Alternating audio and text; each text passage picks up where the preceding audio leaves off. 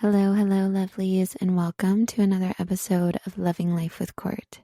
Today we are talking about a life that is loved, but are you receiving and expressing love correctly? The intentions behind today's episode is to understand how love is expressed and received. And a question I want you to kind of ponder on throughout today's episode is, are you loving people the way they want to be loved or the way you want to be loved? Because these two things are very different. And what can happen when we are not aware of how others receive love and how we receive love is relationships can have a significant disconnect. If you believe that you are loving someone in the best way possible and vice versa, but there's a lack of communication, this can result in resentment, in pain, in guilt, in shame within a relationship. And this doesn't just apply to the relationships you may share with a partner or a spouse, but it can apply to all the relationships that you have shared from the minute you were born. So let's dive into first some signs of maybe the love that you are receiving or expressing is not being received or expressed in the best way possible.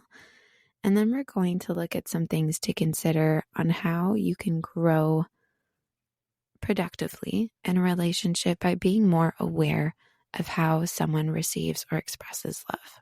I'm going to ask you a few questions, and I want you to think of, is this something that you have thought of before, or is this something that you have been told before? Are you constantly asking for things that they struggle doing? Do you feel underappreciated for all the things that you do? Are you easy to react when you are asked a favor, thinking that you've already done so much? If any of these questions resonated with you, this is likely because you are loving people the way that you want to be loved and not the way that they want to be loved, or vice versa. You are being loved from someone else the way that they want to be loved as opposed to how you want to be loved. And where this all stems down to, I'm sure you are familiar with this, and if not, we'll go over it anyway. But it stems down to our love languages and how we want to be loved and how we truly feel loved and valued. So first thing is consider this. Maybe consider the relationship that this is really resonating with. Is it your mom? Is it your brother, your sister? Is it your spouse? Is it your best friend? And have you or they ever taken the time to express how to love one another? Have you ever asked the person that maybe it's just a bit more difficult to share a relationship with if they feel loved or how they feel loved, and vice versa? Have you ever been asked this? I'll tell you why it's so important to understand one another's love languages. And first thing is, according to the Natural Institute of Relationship Enhancement, 70% of couples reported that a significant amount of arguments stemmed from unmet emotional needs. And this can also be very applicable to a relationship shared between a child and a parent. It's also found that couples who consistently express love in their partner's preferred way are more likely to stay together. And by knowing each other's love languages, it also indicated a higher level of commitment for one another. How can you start this journey of understanding how love is expressed and received for yourself and for others? First is recognizing, how do you receive love? Because if you're not aware and you're trying to assume how everybody else wants to be loved, there can be a great disconnect between the relationships you share. And there are 5 different types of love languages. So there's acts of service, quality time, receiving gifts, physical touch, and words of affirmation. So let's say that your spouse or whoever it is that you have in mind, let's say that they receive love through quality time. So they really feel loved when you spend time with them and you're present with them. For you, you receive love through physical touch. Now, if you are constantly giving that person physical touch and they're constantly giving you quality time, and you're both thinking that I'm loving them so much, I'm giving them everything that I would want, this relationship can end up in a lot of resentment. Because even though you are giving what you would want, you're giving them all the physical touch, you're also lacking that because they are giving you the quality time, but not the physical touch. And you aren't giving them the quality time that they need, and that's how they feel loved. So you end up going back and forth thinking, well, I'm loving you in the best way I can. I'm loving you so much, and I'm doing so much for you. But are you actually loving them the way that they receive it, and vice versa? And this is where I go back to where I ask you those questions of, are you constantly asking for things that they struggle doing? Do you feel underappreciated for all that you do, or vice versa? Are you easy to react when they ask you for a favor, thinking you've already done so much, or vice versa? And this is all because typically stemming down to, are you loving one another the way that you individually receive and express it? Now, once you have identified the way that you receive love, and it can be a mix. For me, I am quality time and acts of service. My husband is physical touch and words of affirmation. And for a long time, I was constantly giving him acts of service. I was cooking for him, cleaning for him. I still do that, but I don't do it in the same perspective anymore, because I thought that if I did all those things for him, he would feel loved.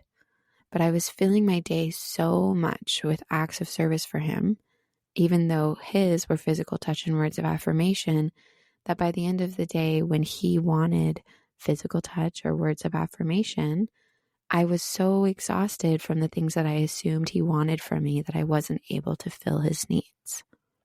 And then this is where I go to where resentment happens in a relationship, because in my mind, I was thinking I am loving him exactly how I would want to be loved. But on the flip side of that, he didn't feel loved because his basic ways of feeling love were not being met. So really ask yourself this, especially if it's a relationship with a partner or a spouse. And after you have both established how you receive love, take a moment to reflect. Are there ways that maybe you have not met those needs? Have you had arguments where you don't feel loved, but it's just because you weren't aware of how one another receive love? And number 3 is do less of what you assume and more of what they ask. And this is where I touched on the example with my husband and I. I assumed that he felt the most loved when I was cooking for him and when I was cleaning for him and when I, was giving him all the quality time in the world. But when he would ask me for something, I felt like I already did so much that I didn't have the energy to do more. But this was because I was doing all of the things that I assumed he wanted and not actually listening to what he asked from me and what he wanted from me. So this can be very difficult. This can be something that really impedes a relationship. And this is where resentment comes in, and, a disconnect with communication is, are you doing more of what you assume and less of what they're actually asking you for? And flip that script where you do less of what you assume they want and more of what they ask for. When you can come through with what they're asking for and not with what you assume they want. And our last point of the day on how you can really begin to understand how love is expressed and received in your relationships is just ask. Asking them what makes them feel cherished and valued. That's it.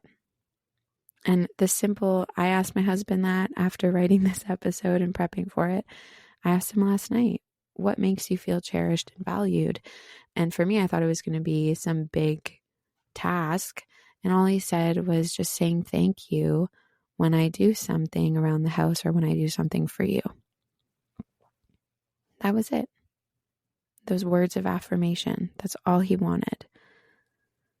So really, when we think that loving someone can be difficult, because in some relationships, it's innate to just feel like you can never do enough for them, have you actually asked them what they need to feel loved?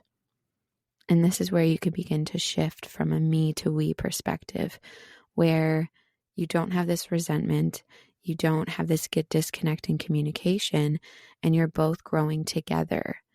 Because where this resentment comes in is when you feel this lack of love, just not feeling loved in a relationship, you start to think, well, I'll just take care of me and do what I need to do to feel loved and not communicate to them what I need, and vice versa. And you get stuck in this me perspective where your growth together is stagnant. But when you can shift from a me to we, you're both growing together. So that's today's episode. I hope you enjoyed it, and a friendly reminder to not only be kind to others, but also to your beautiful, amazing self. I will see you on the next episode.